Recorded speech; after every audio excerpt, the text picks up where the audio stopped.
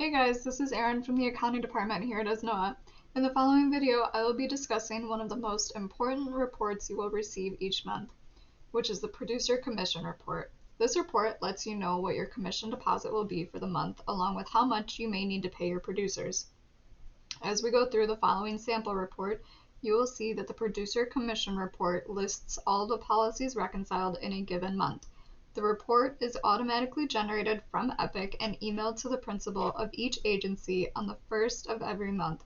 However, it is also available in your Epic My Reports so that you can run the report anytime you like.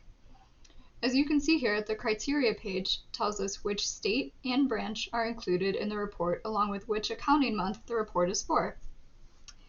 The sample report shows that it is for XYZ Insurance Agency for policies that were reconciled in the accounting month October 2021. As we move to the next page, you will notice that this report is sorted first by branch and then by producer. It is then sorted by carrier and then customer. If your agency has multiple branches, the report will list transactions for producer 1, producer 2, etc., and then it will move on to branch 2, and then producer 1 underneath that branch, and then producer 2, and so forth. As this is just a sample report, anywhere that it says producer 1 or producer 2, just note that on your report it will actually say the producer's name. You'll see that each column has a header explaining what is in the column below.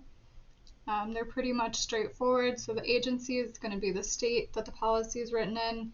Branch is your branch code. Profit center is for your percentage splits. Transaction type is going to be, is it a new business, renewal, cancellation? Policy type is going to be, is it workers' comp? Is it fire? Is it home? Is it auto? You have your policy number, your transaction effective date, the accounting month, which again is the month that the policy has been reconciled in. You have your policy premium amount, the carrier percentage, the gross commission from the carrier, your producer percentage, and then finally your producer commission amount. The percentage split between each agency and ESNOA is 85-15, that being 85% goes to the agency and 15 stays with ESNOA. If your agency has multiple producers, you may have percentage splits between your producers that equal the 85%.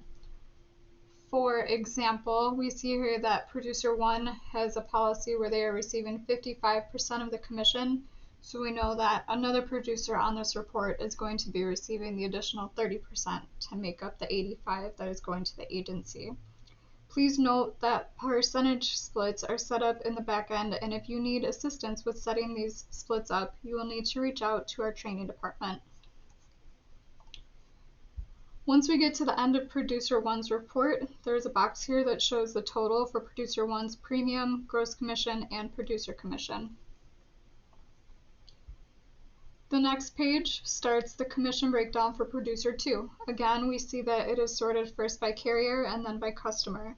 And again, at the end of Producer 2's production, we see the total premium, gross commission, and producer commission for the policies reconciled under this producer.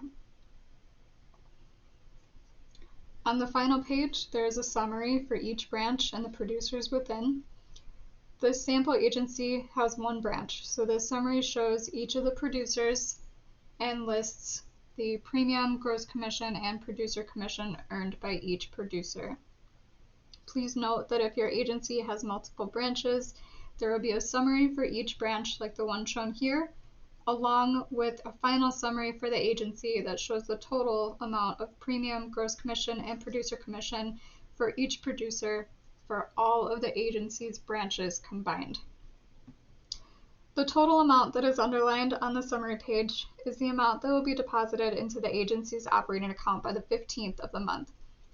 Remember, we are contracted to pay the agency, not the producers. It is the agency principal's responsibility to pay each of their producers. So in this case, we would deposit the $34,127.07 into the agency's operating account, and then the principal would pay producer 1 $29,077.49. We'd pay producer 2 $111.86, and so on. Additionally, because we are contracted with the agency, we will issue a 1099 at the end of the year only to the agency, not to the individual producers. Again, the agency principal is responsible for issuing a 1099 to any producer that was paid $600 or more throughout the year. In this example, we would issue XYZ Insurance Agency a 1099, and the principal would issue a 1099 to any producers who qualified. As previously mentioned, this report is located in your Epic My Reports. So at the end of the year, you will be able to run this report and update the criteria for accounting month to show from January through December, and you will see the commission amount that each producer earned for the year. Hopefully this video answered any questions you might have about the producer commission reports. Thank you for watching and have a great day.